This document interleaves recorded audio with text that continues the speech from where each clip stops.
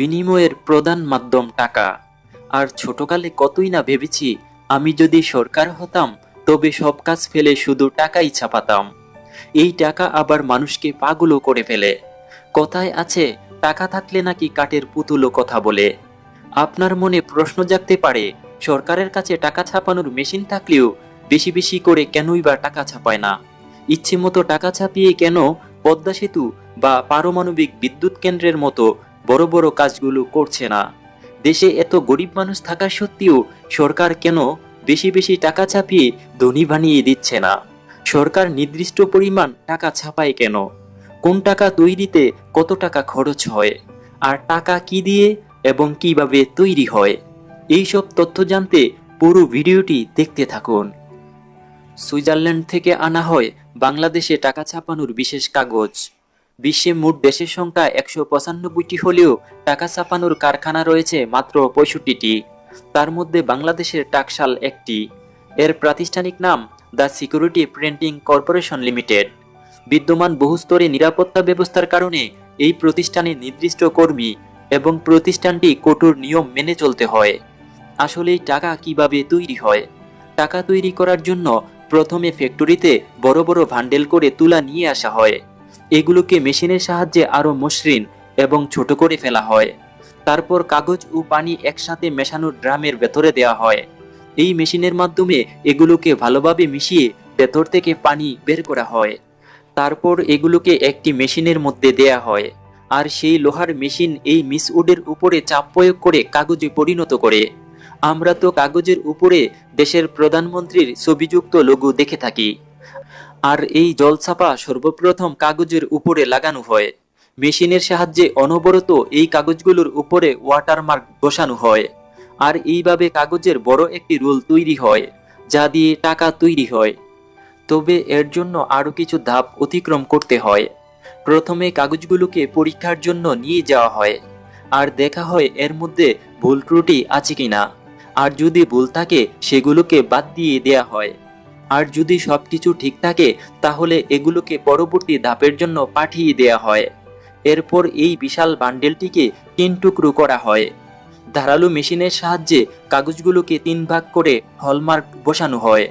প্রতিটি টাকার মধ্যে এই হলোগ্রাম দেখা যায়, যার মধ্যে বিভিন্ন রঙের ঝলক দেখা যায়। তাই এই পর্যায়ে এই হলোগ্রাম লাগানো হয়। তারপর কাগজের গুণগত মানসহ সবকিছু ঠিক আছে কিনা তা একবার পরীক্ষা করে দেখা হয়। কোয়ালিটি ইন্সপেক্টর সবকিছু ঠিকভাবে লাগানো হয়েছে কিনা তা পরীক্ষা করে। এরপর এগুলোকে কোয়ান্টার বেল্টে দিয়ে দেওয়া হয়। সেখানে এগুলোকে ছোট ছোট টুকরোতে কাটা হয়। তারপর এই কাগজগুলোকে প্রিন্টিংয়ের জন্য পাঠিয়ে দেয়া হয়। এখানে থাকা ওয়ার্কাররা কাগজগুলোকে প্রিন্টিংয়ের মধ্যে দিয়ে দেয়। আর কাগজগুলো সামনে যাওয়ার পর এগুলো 3 ধাপ অতিক্রম করে। প্রথমে আসে অফসেট প্রিন্টিং। এখানে দেখতে পাচ্ছেন ওয়ার্কাররা 50 ইউরো নোট ছাপানোর জন্য লাল সবুজ রং ব্যবহার করছে। তারপর কোয়ালিটি ইন্সপেক্টর এর রং পরীক্ষা করে দেখে এর রং হালকা বা বেশি গাঢ় হয়েছে কিনা।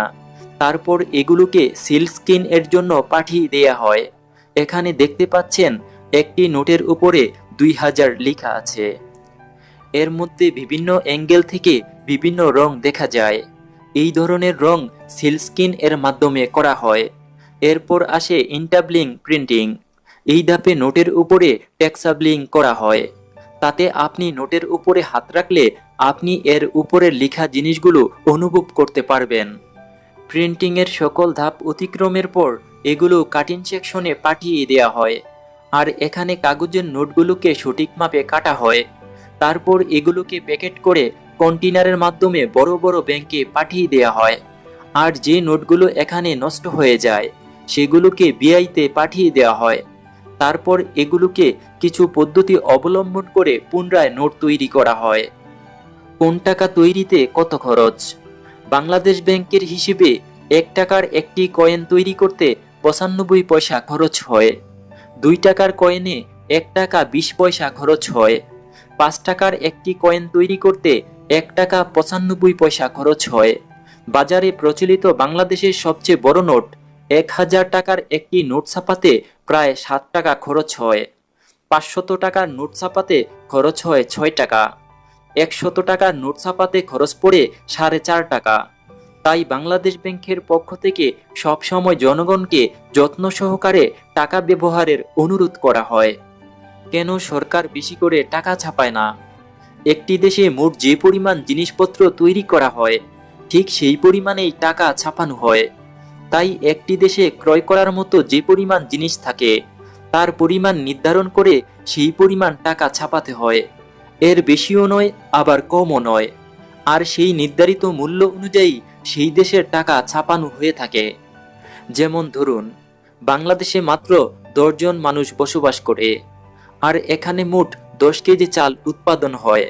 10 কেজি চালের দাম যদি 100 টাকা হয়, তাহলে সরকার 100 টাকা ছাপাবে। সেক্ষেত্রে প্রতি কেজি চালের দাম হবে 10 টাকা করে।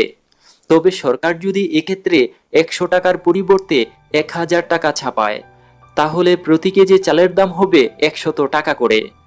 বিষয়টি ভালোভাবে লক্ষ্য করে দেখুন। আপনার কাছে 10 টাকা থাকুক কিংবা 100 টাকা, আপনি চাল কিন্তু 1 কেজি পাচ্ছেন। এর ফর্মুলা বুঝতে না পেরে 2001 সালে জিম্বাবুয়ের প্রেসিডেন্ট মনে করেছিল, যেহেতু তাদের গরিব অনেক বেশি, তাই অনেক বেশি টাকা ছাপিয়ে দুর্দশা দূর করবে। কিন্তু এটি ছিল তাদের সবচেয়ে বড় বোকামি। তার এই বোকামির ফলে সে অনেক বেশি টাকা ছাপিয়েছিল। ফলে প্রতিটি মানুষ কোটিপতি হয়ে গেলেও সকলেই একটি সমস্যায় পড়েছিল যে, এর ফলে তারা একটি রুটি কিংবা সামান্য একটি কলম কিনতে গেলেও সেক্ষেত্রে তারা লক্ষ লক্ষ টাকা ক্যাশ দিতে হয়েছিল। জিম্বাবুয়ে এখানেই থেমে থাকেনি। তারা এই সমস্যার সমাধানের জন্য 2008 সাল পর্যন্ত আরো বেশি করে টাকা ছাপিয়েছিল। এর ফলে তারা কোটি টাকার নোট পর্যন্ত ছাপিয়েছিল। কিন্তু এত টাকা ছাপানোর পরও তারা এই জটিল সমস্যার সমাধান করতে পারেনি। পরবর্তীতে কোনো উপায় না পেয়ে সেখানকার প্রেসিডেন্ট দেশের সকল অর্থ বাতিল করার ঘোষণা দিয়েছিল। আর তারা অন্য দেশের মুদ্রা বা কারেন্সি ব্যবহার করতে শুরু করে। কিন্তু তাতেও তাদের সমস্যা দূর হয়নি, বরং তারা অর্থনৈতিকভাবে অনেক পিছিয়ে পড়েছিল, যা আজও সমাধান হয়নি। তবে বন্ধুরা, ভিডিওটি কেমন লেগেছে কমেন্টে জানাতে ভুলবেন না। আর আপনার একটি কমেন্ট আমাদের পরবর্তী ভিডিও বানাতে উৎসাহ যোগাবে। তো পরবর্তী ভিডিও দেখার অপেক্ষায় ততক্ষণ ভালো থাকুন। ধন্যবাদ।